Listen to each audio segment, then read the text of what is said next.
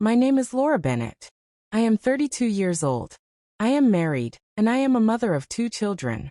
Most mornings I wake up already tired. Not just in my body, but in my mind. My children wake me with soft voices and warm hands.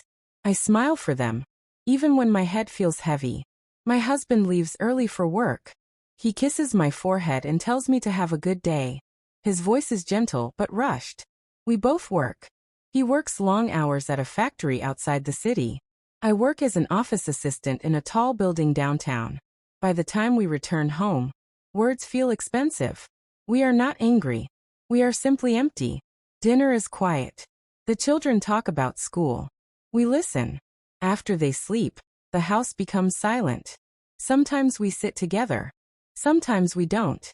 Silence has become normal for us. At my job, my boss is Mr. Clayton. He is respected by everyone. He speaks calmly, but his presence fills the room.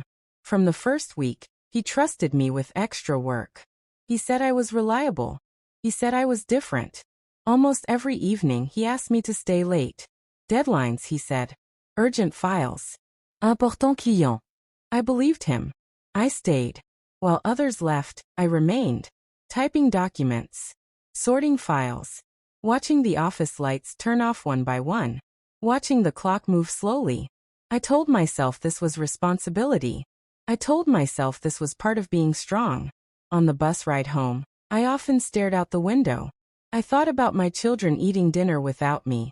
I thought about my husband sitting quietly. Many times I wanted to quit. Then I thought about rent, school fees, groceries. And I stayed. Some nights Mr. Clayton stayed late too. He would sit in his office with a glass in his hand.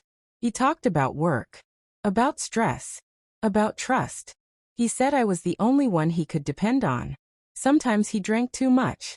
Sometimes his words slowed. Sometimes he fell asleep on the office sofa. I kept working. I told myself it was harmless. I told myself I was doing my job. One night, he passed out completely. I covered him with a coat and finished the work alone. On the bus home, I cried silently. I felt small. I felt invisible. But the next day, I returned.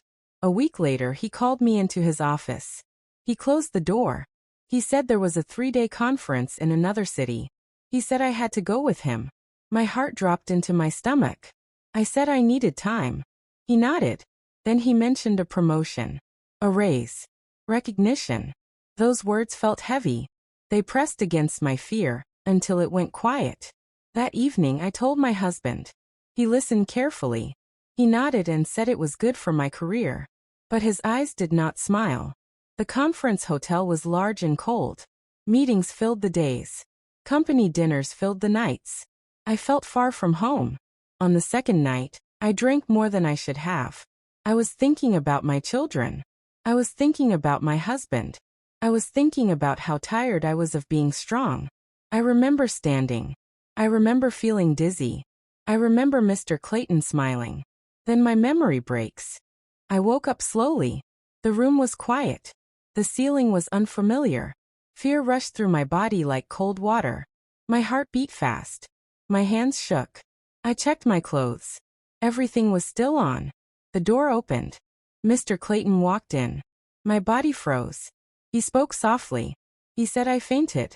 He said he could not leave me alone. He said nothing happened. His voice was calm. Too calm. I wanted to believe him. I needed to believe him. But belief does not erase fear.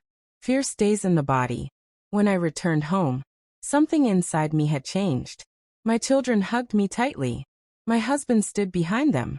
I could not look at his face. 2 days later, Mr. Clayton's wife came to the office. She was quiet, but her eyes were sharp. She had hotel records, room numbers, dates. The truth did not matter. The story spread faster than truth ever does. People whispered. People stared.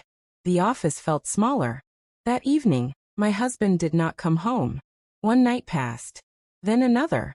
I did not sleep. I replayed everything. I blamed myself for drinking. I blamed myself for trusting. I blamed myself for wanting more. On the 3rd day he returned. He looked tired. Older. I sat with him at the table. I told him everything slowly. I did not cry.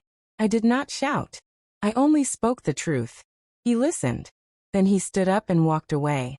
That silence hurt more than anger. Life did not stop.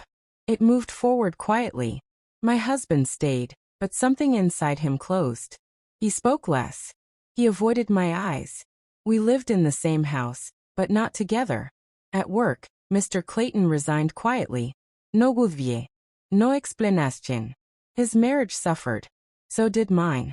People eventually stopped whispering. But looks remained. Judgments lingered in silence.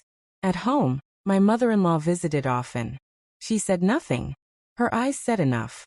I felt smaller each day. I continued working. I needed the money. I needed stability. But inside I felt broken. Not because of what happened, but because of what I chose.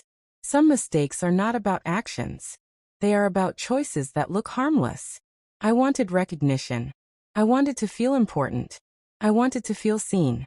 That want cost me peace. We still eat together. We still sleep in the same bed. But something is missing. Trust has thinned. Love is quieter now. Sometimes I watch my husband while he sleeps. I wonder what he thinks. I wonder what he feels. I wonder if silence hurts him as much as it hurts me. I talk less now. I observe more. I carry my mistakes carefully. I learned that exhaustion makes people weak. That need makes people blind. That silence can damage more than shouting. I am still a mother. I am still a wife. But I am no longer the same woman. This is not a story about betrayal. It is a story about boundaries. About choices made under pressure. About wanting to matter. I did not lose my family. But I lost something else. A sense of safety. A sense of certainty. Some mistakes leave no visible scars. But they change the way you walk through life. I move forward now, carefully. Quietly. Carrying the weight of my terrible mistakes.